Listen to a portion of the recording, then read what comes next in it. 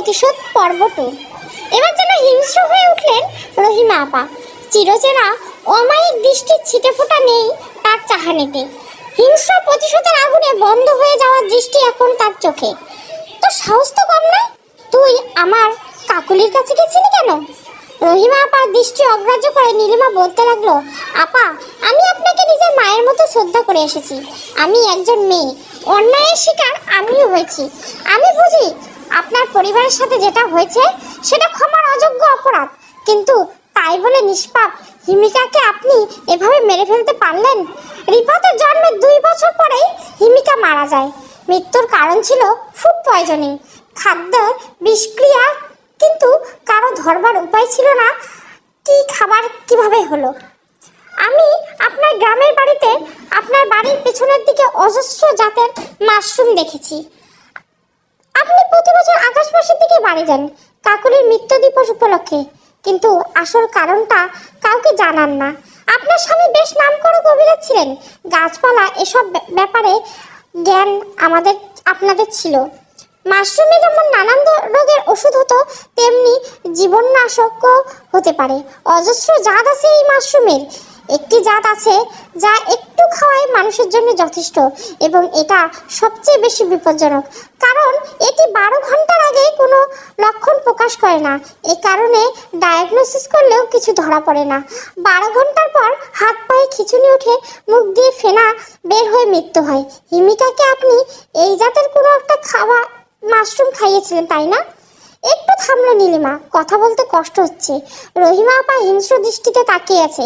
আবার শুরু করলো নীলিমা, হিমিকা যে স্কুলের টিচার ছিল সেই স্কুলের আয়া ছিলেন আপনি। আপনি প্রায় এটা নিয়ে সেটা রান্না করে নিয়ে যেতেন হিমিকার জন্য। অনেক বিশ্বাস আর ভালোবাসতো আপনাকে হিমিকা। খুব ভালো প্রতিদান দিয়েছেন আপনি। সুযোগ বুঝে একদিন খাইয়ে দিয়েছিলেন পৃথিবীর সবচেয়ে বিষাক্ত খাবার। হিমিকার মৃত্যুও হাত পায়ে খিঁচুনি নিয়ে মুখ দিয়ে ফেনা বের হচ্ছিল, ঠিক কাকুলির মতো। কাকুলির মৃত্যু একই মাশরুম খেয়ে হয়েছিল, তাই না আপা? হ্যাঁ, মারছি আমি, খুব ভালো করেছি। এই রাশেদ কুত্তার বাচ্চারে আমি সুখী হইবার দিব না। যে যারে আপন কইরা নিবে হেরেই আমি শেষ কইরা দিব। আমার কাকুলিরে যেমনি শেষ করছে অমনি শেষ কইরা দিব। রাগে ক্ষিপ্ত হয়ে নীলিমাকে মারতে আসে রহিমা আপা। পেছন থেকে ধরে ফেলে রাশেদ। চোখ রক্তবর্ণ হয়ে আসছে রাশেদের। এতক্ষণ সবাই শুনেছে, সে আগে জানিয়ে রেখেছিল নীলিমা। নিজের উপস্থিতি গোপন করে সব শুনছিল। চিৎকার করে গালি দিয়ে সজোরে আঘাত করে রাশেদ রহিমা আপাকে। রাশেদ, ছেড়ে দাঁড়া ওনাকে। ওনার এই পরিস্থিতির পেছনে যদি কাউকে দায়ী করতে ইচ্ছে হয় তাহলে তুমি দায়ী। পেছনে ঘুরে তাকালো রাশেদ। রহিমা আপাকে ছেড়ে দিয়ে দিয়ে নীলিমার দিকে এগিয়ে আসলো অপ্রকৃতস্থ মানুষের মতো। কি বললে তুমি? আমি দায়ী? হ্যাঁ, তুমি দায়ী। একটা অল্প বয়সী মেয়ে সর্বনাশ করে তাকে মারতে ফেলে এসেছো, ঘুরেও তাকাও নেই তুমি। সবাই আমি জানি। দৌলতপুর থানায় খবর আনিয়েছি। কাকুলির মৃত্যুর ব্যাপারে গ্রামের মানুষ যা বলেছে আমাকে কোনোটাও মিথ্যে নয়। প্রমাণের অভাবে আর তোমার টাকার দাপটে কেউ কিছু করতে পারেনি। তখন ক্ষিপ্ত হয়ে নীলিমার দিকে হাত ওঠাতে চায় রাশেদ। চিৎকার করে ওঠে নীলিমা, খবরদার, এক পা আগাবে না। আমাদের বাসার নিচে পুলিশ ঘেরাও করে আছে। আমি আগেই তাদেরকে খবর দিয়ে এসেছি। এখানকার সব কথা তারা শুনতে পাচ্ছে। যদি নিজের আরো বেশি অনিষ্ট না চাও, যেখানে আছো সেখানেই দাঁড়িয়ে থাকো। রহিমা আপাকে নিজের দোষ স্বীকার করানোর জন্য আমার এইসব নাটক সাজতে হয়েছে। আর কিছুক্ষণ পরে পুলিশ এসে পড়বে। রাশেদ, জানো একটা কথা আছে, পাপ কখনো বাপকে ছাড়ে না। তুমি কি জানো তোমার একটা পাপ যা একদিন একটা পরিবারকে শেষ করেছিল, সেটা আজকে তোমার নিজের পরিবারও শেষ করে দিয়েছে। তোমার ছেলে রিফাত একজন ভয়ানক মানসিক রোগী। তুমি কি জানো সেটা? মানে? হতভম্ব হয়ে অবিশ্বাসের দৃষ্টিতে তাকিয়ে আছে রাশেদ। হ্যাঁ, ঠিক বলেছি। রিফাত প্রাণীদের টর্চার করে আনন্দ পায়। যে মানসিকভাবে অসুস্থ, ওর ভেতরে আর 10টা সাধারণ মানুষের মতো আবেগ নেই, ভালো মন্দের পার্থক্য নেই। তার আনন্দ অন্য প্রাণীকে আঘাত করার মধ্যে। এরকম ভয়ানক মানসিক কন্ডিশনে খুব রেয়ার। ওর চিকিৎসার অনেক আগে শুরু হওয়া উচিত ছিল। ওর লক্ষণ যতটা ভয়ানক, সেটা চিকিৎসা এই দেশে হবে না। আর চিকিৎসা করলেও ও সুস্থ হবে কিনা তার কোনো নিশ্চয়তা নেই। নিউ ইয়র্কে আমার দীর্ঘদিনের পরিচিত একজন বিশেষ নামকরা ডক্টর আছে, মিস রোজ উইলিয়াম।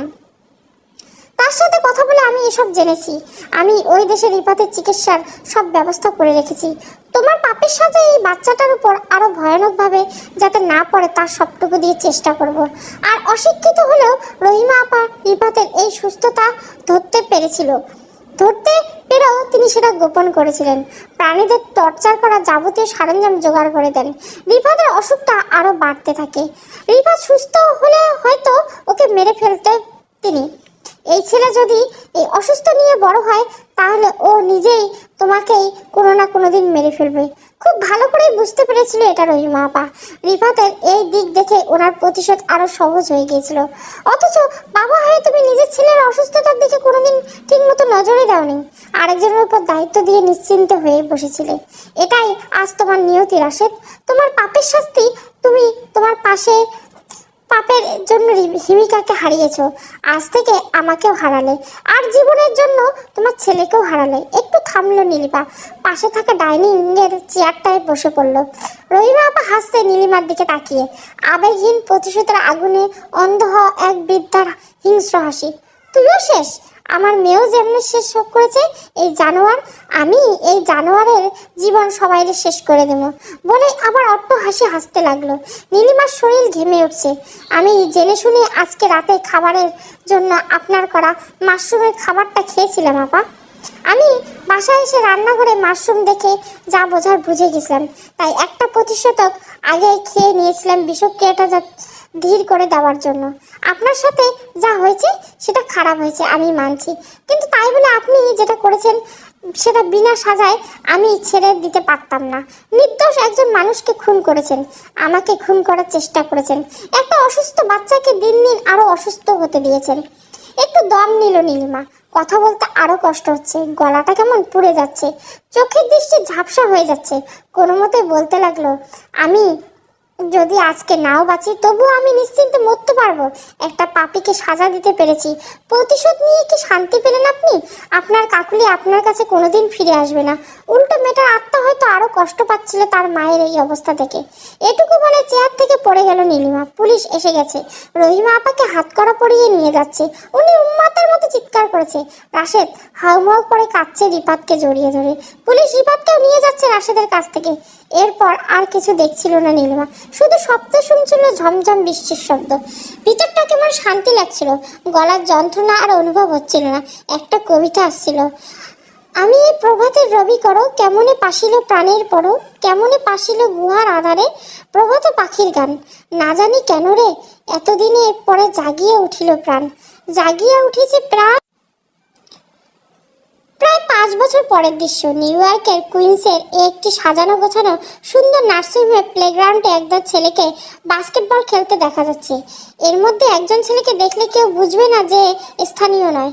প্রায় 6 ফুট উচ্চতা, উজ্জ্বল শ্যামবর্ণের, মাথা ভর্তি ঘন কোঁকড়ানো চুল আর জলজলে কালো চোখ দুটো। একের পর এক বল বাস্কেটে ফেলছে আর হই হুল্লোড়ে মেতে উঠছে। এর মধ্যে একজন ডাক দিয়ে উঠল, হে Rifat, you are as so good as always man. You should play for the city team after your release. Rifat, তুমি বরাবরের মতোই চমৎকার খেলো, রিলিজের পর তোমার শহরের দলের হয়ে খেলা উচিত। রিফাত মুচকে হাসি দিয়ে সায় দিল। এর মধ্যে খেয়াল একজন হসপিটাল কর্মী এসে বাধা দিল। রিফাতের কাছে ভিজিটর এসেছে। রিফাত দৌড়ে ভিজিটিং রুমে চলে যায়। হল রুমের মতো বড় একটা রুমে বেশ কয়েকটা বেঞ্চ পাতা সামনে পেছনে। পেশেন্টের সাথে ভিজিটরদের কথোপকথনের জন্য একটু দূরে প্রহরী দাঁড়িয়ে আছে। সশরীরে কোনো বাউন্ডারি ছাড়া ভিজিটিং সবার জন্য প্রযোজ্য নয়, শুধুমাত্র যারা প্রায় সুস্থ, 1-2 মাসের মধ্যে রিলিজ পাবে হসপিটাল থেকে তাদের জন্য এই ব্যবস্থা।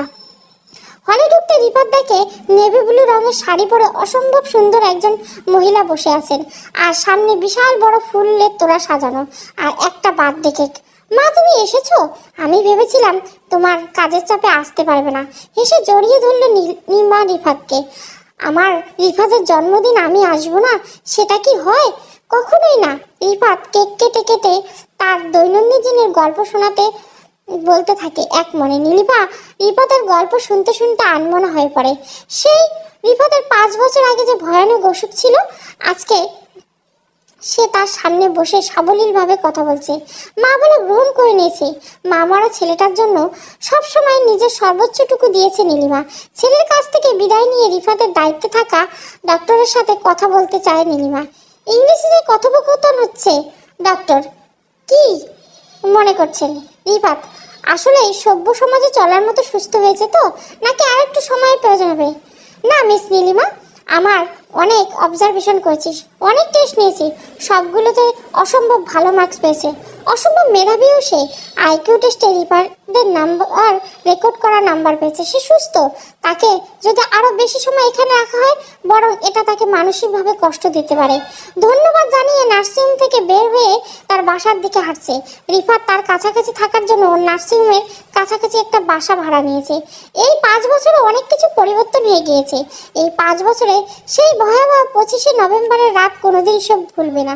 মৃত্যুর সাথে লড়াই করেছে, সে ফিরেছে, কিন্তু সেই বিষক্রিয়ার সাইড এফেক্ট হিসেবে তার হাত প্যারালাইসিসের মতো হয়ে গেছে।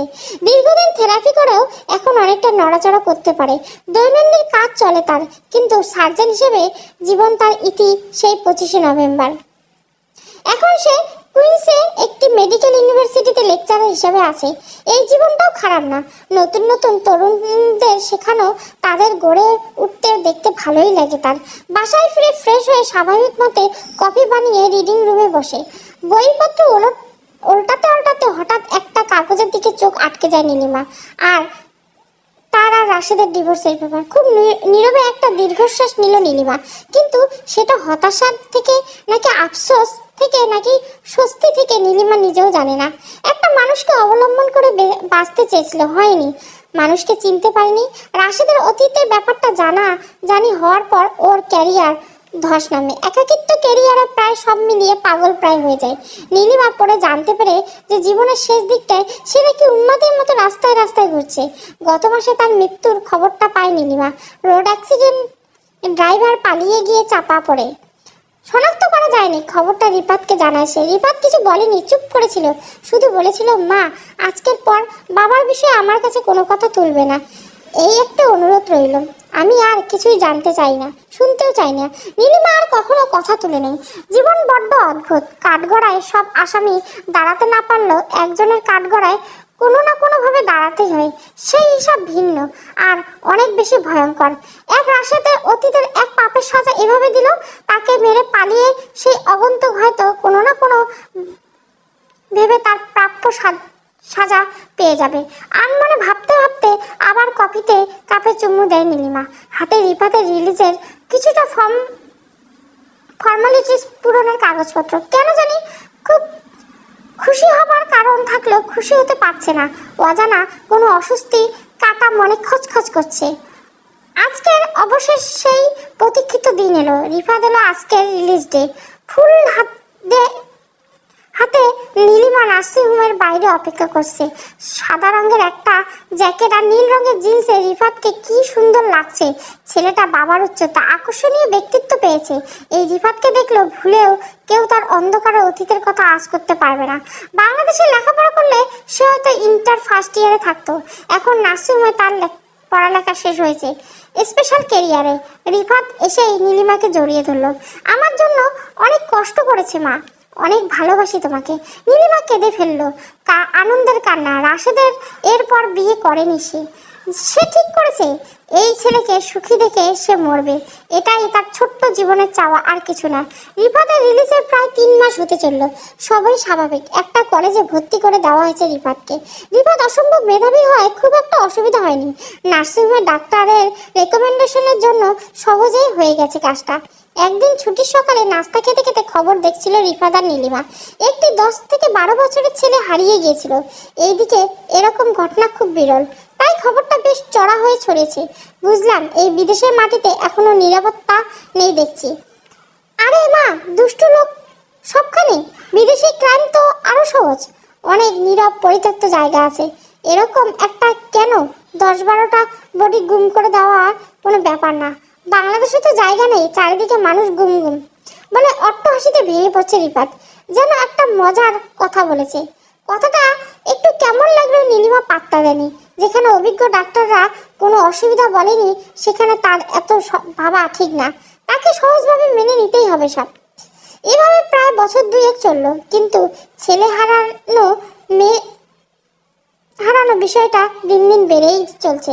প্রথম দিকে ছোট্ট ছেলেটা মেয়েরা হারাতো, ইদানিং দুইজন প্রাপ্তবয়স্ক মেয়ে নিখোঁজ। এর মধ্যে রিফাত একটা ডিপার্টমেন্ট সেন্টারে পার্ট টাইম জব নিয়েছে। রাতে রিফাতকে জব থেকে পিক করে নীলিমা। এমনই এক রাতে রিফাতকে নিয়ে বাসায় যাচ্ছে। রিফাত এলাকাটায় আরো আগের মতো নেই, ক্রাইম বাড়ছে, পুলিশ ধরতে পারছে না কিছু। তবে ধারণা করছে কাজটা একজনই করা, কারণ প্রত্যেক নিখোঁজে ব্যক্তির সর্বশেষ দেখা পাওয়ার স্থানে একটি করে লাল রঙের মাশরুম আর ডিজাইন করা প্লাস্টিকের লোগো পাওয়া গেছে। তুই সাবধানে থাকিস বাবা। কি যে বলো মা, তোমার ছেলের মেধার সাথে পেরে উঠে এমন কেউ এই কুইন্স তো দূরে থাক, সমগ্র নিউ ইয়র্কে নেই। রিফাত আত্মবিশ্বাসী ভালো, কিন্তু অতিরিক্ত কোনো কিছু ভালো না। সরি মা। এরপর কেন জানি আর কেউ বলবে কোনো কথা বলল না। নীলিমার মন থেকে জোর করে দূরে সরিয়ে রাখা অস্বস্তির ঘন মেঘটা যেন আরো ছেয়ে গেছে। পরের দিন রিফাত কলেজে চলে যাওয়ার পর রোজকারের মতো রিফাতের রুম থেকে অধোয়া কাপড় নিতে গেল নীলিমা। কাপড় নিতে নিতে রিফাতের আলমারির নিচে ড্রয়ার থেকে হালকা ফাঁক হয়ে আছে দেখতে পেল। এটা রিফাতের তালা দিয়ে যায়, আজকে খোলা দেখতে পাচ্ছে। ভিতরটা খুলে নীলিমা একটা চিৎকার দিয়ে উঠল। 4টা বাক্স রাখা, একটা অনেকগুলো মাছি মেরে জমা আছে, কিন্তু আরেকটায় পাখা নেই। আরেকটায় বাক্সে রাখা, আরেকটা বাক্সে অনেক প্রজাতির রাখা, কোনোটার পাখা নেই। পাখা আরেকটা বাক্সে রাখা। এটা দেখে যা বোঝার বুঝে গেল। হাত থেকে সব কাপড় ফেলে দিয়ে বসে পড়ল মেঝেতে। অস্বস্তিটা আজকে থেকে বাস্তব রূপ নিল। মেঝেতে বসে হিসাব কষতে লাগলো নীলিমা। রিফাত নার্সিংহোম থেকে বের হবার পর যা যা ঘটতে শুরু করে তার সাথে অনেক কিছুর মিলে যাচ্ছে। পাত্তা না দেওয়া ছোট্টখাটো ঘটনাগুলোকে এখন যেন সব উত্তর পেয়ে গেছে। হঠাৎ মেইন দরজা খোলার আওয়াজ পেল নীলিমা। রিফাত এসেতে কাপড় জায়গা মতো রেখে নীলিমা নিজ রুমে ওয়াশরুমে দৌড়ে চলে গেল। রিফাত এসেই নিজ ঘরে ঢুকতে শব্দ বুঝেই পাচ্ছে নীলিমা। হাত ধোয়ার ভান করে রুম থেকে বের হতে মুখোমুখি হলো রিফাতে। আরে রিফাত, তুই কলেজ যাসনি? একটা জরুরি অ্যাসাইনমেন্ট নিতে ভুলে গেছিলাম, তাই ফেরত এলাম। তুমি ক্লাসে কখন যাবে? এই তো বেরোচ্ছি। ঠিক আছে মা, সাবধানে যাও বলে নীলিমাকে জড়িয়ে ধরে বিদায় নিল রিফাত। আবার রুমে ঢুকলো নীলিমা। ড্রয়ারটা তালা দাও। এটাই তালা দিতে এসেছে। এখানে পুরো রুম হন্যে হয়ে খুঁজছে কোনো একটা প্রাণের আশায়। এভাবে প্রাণের অনুমান করে পুলিশে গিয়ে কোনো লাভ হবে না, হিতে আরো বিপরীত হবে। সেদিন আর ক্লাসে যায়নি নীলিমা। সেন্ট্রাল লাইব্রেরিতে নিয়ে সাইকোথেরাপিস্টদের উপর স্টাডি করলো সারাদিন। রিফাত হচ্ছে কোনো রেয়ার সাইকো পথের অন্তর্ভুক্ত, যারা প্রচণ্ড বুদ্ধিমত্তার স্বল্প আইকিউর অধিকারী। হাওয়া তাদের সাইকোপাথ বৈশিষ্ট্যগুলো খুব সহজে লুকিয়ে রাখতে পারে। এরা সংসার করতে পারে, এমনকি খুন করে এসে আদুরে ভঙ্গিতে বউয়ের সাথে ডিনার করতে পারে। দাদা নানা হয়ে নাতি নাতনিদের গল্প শোনাতে পারে। কেউ কিছু আইডিয়া করতে পারবে না। ইতিহাসে এ ধরনের বেশ কয়েকজন সাইকোপাথের উদাহরণ আছে। নীলিমা শুধু ভাবেনি রিফাত সেরকমই হবে, কিংবা হয়তো আরো ভয়াবহ। এখন নীলিমা একটাই কাজ করছে, আর তা হচ্ছে প্রমাণ খুঁজে বের করে আর নিখোঁজ হওয়ার অসহায় মানুষগুলো হদিশ বের করা। নীলিমা এরপর 10-15 দিন সকাল সন্ধ্যা রিফাতকে ফলো করছে। কোনো অস্বাভাবিক নজরে পড়েনি, কিছুই নজর আসছে না। রীতিমতো হতাশ হয়ে পড়ছে। বাসায় প্রতি মুহূর্তে নিজেও আতঙ্কিত থাকে। নিজের নিরাপত্তার কথা ভেঙে একটা পিস্তল নিয়েছে। নিজের ছেলের ভয়ে এখন পিস্তল নিয়ে ঘুমাতে হচ্ছে। এর চেয়ে কেন সে মরে গেল না ভাবতে ভাবতে হাউমাউ করে কাঁদছে নীলিমা। এমন সময় হঠাৎ রিফাত পার্ট টাইম জবের জায়গা থেকে ওর বয়সে একটা ছেলে বাসায় কড়া নাড়ল। ইংরেজিতে কথোপকথন। ম্যাম, রিফাত এই ফোনটা স্টোরে রেখে এসেছিল, তাই দিতে আসলাম। রিফাত কোথায়? ও স্টোরে নেই। না ম্যাম, ও আজকে হাফ টাইম করেছে, অসুস্থ বলে বেরিয়ে আসছিল। আমি ভেবেছিলি বাসায় আসে, তাই চলে এলাম। আচ্ছা ঠিক আছে, আমি দিয়ে দিব। যে ফোনে নীলিমার হাতে সেটা রিফাতের ফোন না, ফোনে চার্জ নেই। চার্জ দিয়ে অন করার পর ওয়ালপেপারে একটি মেয়ের ছবি। মেয়েটাকে চেনে নীলিমা, এলিনা মার্গেট ওর নাম। সে যেটা মেয়েটা হারিয়েছিল, চারিদিকে ওরই খবর ছড়িয়েছে। হাত পা ঠান্ডা হয়ে আসছে নীলিমার। ফোন লক করা নেই, কিছুই নেই রিফাতকে ধরার মতো ভেতরে। কিন্তু এটা শক্ত ক্লু, পুলিশকে দেওয়া যাবে। কিন্তু এখনই নিয়ে গেলে আর রিফাতকে যদি আজ করতে পারে জীবনের গা ঢাকা দেবে? কাপা কাপা গলায় গ্যালারির ছবিগুলো পাগলের মতো ওলটপালট করছে। না, কিছুই নেই। রিফাত যে ট্রেন তাতে করে টর্চার করে আনন্দ পায়, নিজে নিয়েই মেরে ফেলবে না। সুতরাং ভিকটিমের টর্চার করার মতো একটা জায়গা তার লাগবে। ওদেরকে কোথাও কোনো আস্তানায় টা পেতে হবে। এভাবে ছবিগুলো উল্টাতে উল্টাতে ছবির দিকে হঠাৎ নজর গেল। মেয়েটা জিন্সের একটা ক্যাপ পরে হাতে ভি সাইন দেখিয়ে একটা ছবি তুলেছে রকওয়ে বিচ বুলভার্ড রকওয়ে পার্কের পরিত্যক্ত একটি হসপিটালের সামনে। হসপিটালটা প্রায় 30 বছরের উপরে পরিত্যক্ত। জায়গাটা দেখলে ভূতের বাড়ির মতো লাগবে দিনের বেলাতে। হয়তো আজকাল ইয়ং জেনারেশনের এর কোনো অ্যাডভেঞ্চার হিসাবে বন্ধুদের সাথে বাহাদুরি দেখাতে এখানে মেয়েটা ঘুরতে গিয়েছিল।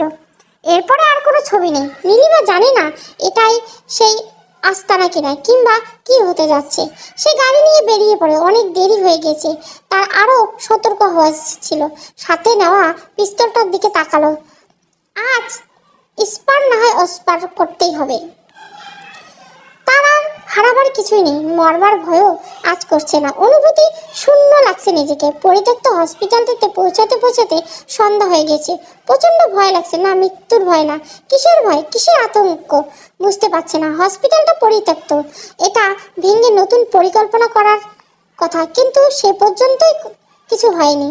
একসময় ছোট্টদের ধনুষ্টঙ্কার রোগের চিকিৎসা হতো এখানে। পায়ে পায়ে এগোচ্ছে নীলিমা। কিছুই দেখা যাচ্ছে না। ফোনের আলো দিয়ে কোনো মতো যাচ্ছে। যেতে যেতে একটা রুমের কাছে গোঙানির শব্দের মতো শব্দ শুনতে পেল। পিলে চমকে উঠল। দরজা খুলতে ঢুকতে ছোট ঘুপচির মতো একটা রুমে এক কোনায় ভাঙ্গা হসপিটালের বেডের সাথে এলিটাকে বাঁধা অবস্থায় দেখতে পেল। শরীরে অজস্র আঘাতের চিহ্ন। এই দৃশ্য নীলিমা নিতে পারল না। চিৎকার করলো, বমি করে দিল। এটা কোনো মানুষের কাজ না, এটা পশুর কাজ। পশু না, এটা পিশাচের কাজ। কোনো মতেই নিজেকে সামনে বাঁধন খুলতে গেল মেয়েটার। তখনই পেছন থেকে অট্ট হাসির আওয়াজ পেল। রিফাত, বাহ মা, এসে গেছে দেখেছি সময় মতো। নীলিমা ভয়ে আতঙ্কে চোখ থেকে মনি যেন ঠিকরে বের হয়ে পুরো শরীর কাঁপছে। শুধু মনের জোরে দাঁড়িয়েছে। চুপ করে আছো, কোনো উত্তর দিচ্ছ না রিফাতের কথায়। রিফাত আবার বলতে শুরু করলো, মা, এই ডাকটা বিগত 7টা বছর যাবৎ দিতে হয়েছে। তত বেশি তোকে ঘৃণা করছি। ইস, হাঁপিয়ে উঠছে আদর্শ ছেলে অভিনয় করতে। ভালোই হয়েছে তুই টের পেয়ে গেছিলি আমার ব্যাপারে। না হয় এই অভিনয় আরও বছর যে করা লাগতো। মানে রিফাত, আমার ভালোবাসার এই প্রতিদান কি দোষ ছিল আমার? দোষ ছিল মানে? তোর জন্য আমার বাবা মারা গেছে, আমার মা মারা গেছে। তার মৃত্যুর কারণ বের করে নায়িকা শাস্তি কে বলেছিল তোকে? আমার একমাত্র আপন রহিমা খালাকে তুই জেলে পাঠিয়েছিস। উনি ছোটবেলা আমাকে বুঝতো। তুই কি করছিস? তোকে সেই রাতেও মারতে আমি সাহায্য করেছিলাম। আমি বলেছিলাম তোকে আমার সহ্য হয় না। সবাই আমি জানতাম, কিন্তু তুই যে চালাকি করে আগে প্রতিশোধ খাবি সেটা বুঝতে পারিনি। সেদিন প্রতিজ্ঞা করেছিলাম তোর মতো শেয়ানা মহিলাকে সাহায্য করতে আমাকে আরো 2 কদম আগে হাঁটতে হবে। নীলিমা আর দাঁড়িয়ে থাকতে পারছে না। দম বন্ধ হয়ে আসছে। তার পুরো জীবনটা অর্থহীন লাগছে। কাঁপা কাঁপা গলায় কোনো মতে বলতে লাগলো, তুই জানালি কিভাবে? আমি তোর ব্যাপারে জেনে গেছিলাম। এবার বিজয়ের হাসি আসছে রিফাত। খুব সহজে। আমার রুমে হিডেন সিসি ক্যামেরা লাগানো আছে। তুই আমার ডয়ারে দেখেছিস? সেটা আমি দেখেছিলাম ক্যামেরায়। না, ডয়ারটা ইচ্ছে করে খুলে যায়নি, সেটা ভুলবশত হয়ে গেছিল। এরপর বাকিটুকু আমি প্ল্যান করি। জানতাম তুই আমার ফাঁদে পা দিবি। একটু থামলো রিফাত, চোখে তীব্র ঘৃণা। তুই যদি এখানে পুলিশ নিয়েও আসিস আমার কিছু যায় আসে না। ঠোঁটে আবার এই বিজয়ের হাসি। এই 2 বছর আমি মোট 40 জন আমার শিকার হয়েছে। এর মধ্যে এডিটা সহ আরো 6 জন এখনো জীবিত, যাদের হদিস আমি ছাড়া কেউ জানে না, কেউ জানবেও না। আর তোকে যে এলিটার ফোন দিয়ে এসেছিল সে স্টোরে কেউ না, সে জেন্টস নার্সিংহোমে আমার সঙ্গী, আমার সাথে রিলিজ পায়। আমরা ক্রাইমের ডান হাত। এলিটটাকে এখানে টোপে বানিয়ে নিয়ে এসেছে তাকে এখানে আনার জন্য। আর তুই ভেবেছিস এটাই আমার আস্তানা? হ্যাঁ, রিফাত চৌধুরী এত কাজটা কাজ করে না। আবার হাসছে রিফাত। তুই একদিকে ভালোই করেছিস এই সাইকোপ্যাথ পেশেন্টদের নার্সিংহোমে আমাকে এনে। আমি আমার মতো আরও অনেক শিকারী পেয়েছি এখানে। এখানে না আসলে আমার কাজটা অতটা সহজ হতো না। তুই যদি কোনো চালাকি করিস আমার একটা ইশারায় আরো বাকি 5 জনের সাথে শেষ হয়ে যাবে। তোদের মতো শিক্ষিত ডাক্তারদের গাধা টাইপের কিছু পরীক্ষককে ধোকা দেওয়া কোনো ব্যাপার না, এটা তোরা বুঝিস না? আত্মবিশ্বাস এই পরিপূর্ণ নীলিমার সামনে দাঁড়ালো মানুষরূপী একজন পশু। কথাগুলো বলে অমানুষের মতো গা দুলিয়ে হাসে। নীলিমা পাথরের মতো দাঁড়িয়ে সব শুনছিল, নিজের কানকে বিশ্বাস করতে পারছে না। রিফাত শুধু যে পরিকল্পনা করেছে এসেছে তা না, নিখুঁত পরিকল্পনা করে এসেছে। এখনকার কথা পুলিশরা সবাই শুনেছে, কিন্তু সে আরো 6টা জীবন জীবিত করে রেখেছে। এর মধ্যে এই শহরের মেয়র আছে, তারা এই ঝুঁকি নেবে না। 2 কদম না 100 কদম ভেবে রিফাত কাজ করছে। নীলিমা দেয়ালে হেলান দিয়ে বসে পড়ল, মাথা নিচু করে বসে আছে। রিফাত এক পা 2 পা টিপে টিপে এগিয়ে আসছে নীলিমার দিকে, একদম 1 আঙ্গুল দূরত্ব। নীলিমার চুলের মুঠি ধরে টান দিয়ে তার দিকে মুখ ফেরালো নীলিমা, জঘন্য একটা গালি দিয়ে। নীলিমার মুখ দেখে এই প্রথমবারের মতো রিফাত কেমন জানি হকচকিয়ে গেছে। এই পরিস্থিতিতেও নীলিমার ঠোঁটে হাসি দেখবে তা রিফাত স্বপ্নেও কল্পনা করে নেই। নীলিমা শূন্য দৃষ্টিতে রিফাতের দিকে তাকিয়ে হাসছে। রিফাত খেকিয়ে উঠে, হাসছিস কেন বিচ?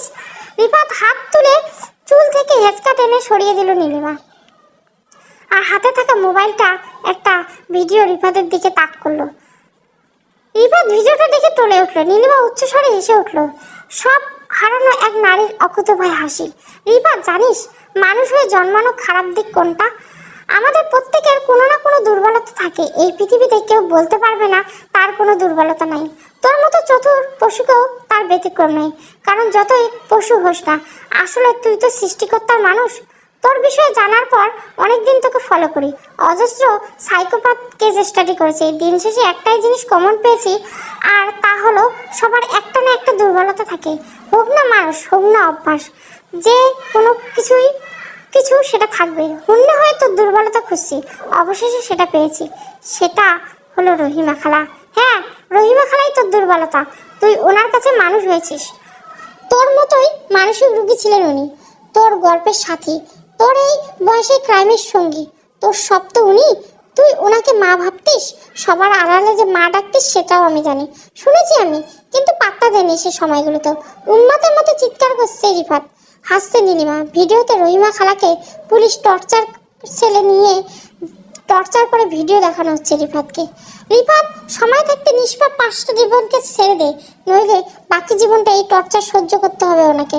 মরতে দেওয়া হবে না, কিন্তু মৃতপ্রায় করে ফেলা হবে। তুই তো অভ্যস্ত এসব করে, আরো ভালো জানবি। মুচকি হাসছে নীলিমা। রিফাত রক্তচক্ষু হয়ে তাকিয়ে আছে। রহিমা খালা, কিছু হবে না, সব মরবে, সব শেষ করে দেব। দরকার পড়লে আমি তোকে মেরে নিজে মরবো, সব শেষ করে দেব। এই বলে রিফাত নীলিমার একটি পাশে থাকা ছুরি উঠিয়ে দৌড়ে আসে। এমন সময় নীলিমার আড়ালে থাকা সাময়িক প্যারালাইসিস হাতটা হাই ডোজের একটা ইঞ্জেকশন পায়ে সজোরে চেপে ধরে। অবিশ্বাস্য ঘৃণা মিশ্রিত দৃষ্টি নিয়ে রিফাত নীলিমার দিকে তাকিয়ে থাকে। আস্তে আস্তে পা পড়ে যায় মাটিতে, আর নিজেকে ধরে রাখতে পারল না নীলিমা। মেঝেতে বসে চিৎকার করে কাঁদতে থাকলো রিফাতকে জড়িয়ে ধরে। এই একটা ছেলেকে সে শেষ আশ্রয় করে বাঁচতে চেয়েছিল। রাশেদের পর এখানে নীলিমাকে হেরে যেতে হবে কোনোদিন স্বপ্নেও ভাবেনি। নীলিমার সংকেতে চারিদিক ঘিরে থাকা পুলিশ পড়েছে। তখনও মেঝেতে বসে আছে নীলিমা, কিন্তু এখন আর তার কাঁদছে না, শূন্য দৃষ্টিতে তাকিয়ে আছে। কিছু ভাবছে না, কিছু অনুভব করছে না। বেঁচে আছে নাকি মারা গেছে সেটাও অনুভব হচ্ছে না। আজকের এই ঘটনা তার জীবনে ঘটায় পৃথিবীর হয়তো দৃষ্টিতে জিতে যাবে, কিন্তু আসলে কি এটা নীলিমার জিত? নীলিমা কি জিতে যাওয়ার খুশি অনুভব করছে? এ সময় স্টেশনে এলিটাকে নীলিমার পাশ দিয়ে নিয়ে যাওয়া হচ্ছে। হঠাৎ এলিটা কাঁপা গলায় নীলিমার গাল স্পর্শ করলো, খুব ধীরে ধীরে কাঁদতে কাঁদতে বলল, হঠাৎ কি যে হলো? নীলিমা এলিটার কথায় কিছু একটা ছিল, এলিটার হাত ধরে কেঁদে ফেললো। এখন নীলিমা ভাবছে, না, সে জিতেছে, সে হারেনি। সব হয়তো সে হারায়নি। অচেনা একজন মানুষ হলেও তাকে মনে রাখবে, তাকে ভালোবাসবে। অনেকগুলো জীবন বাঁচাতে পেরেছে সে সার্থক। ভোরের আলো ফুটতেই শুরু হয়ে গেছে চাঁদের গায়ে বাইরে বেরিয়ে এলো নীলিমা। চোখে মুখে এক অজানা অদ্ভুত পরিতৃপ্তির হাসি, জীবন বাঁচানোর হাসি। গল্পটা ভালো লাগলে অবশ্যই লাইক, শেয়ার এবং সাবস্ক্রাইব করবেন। Thank you for watching.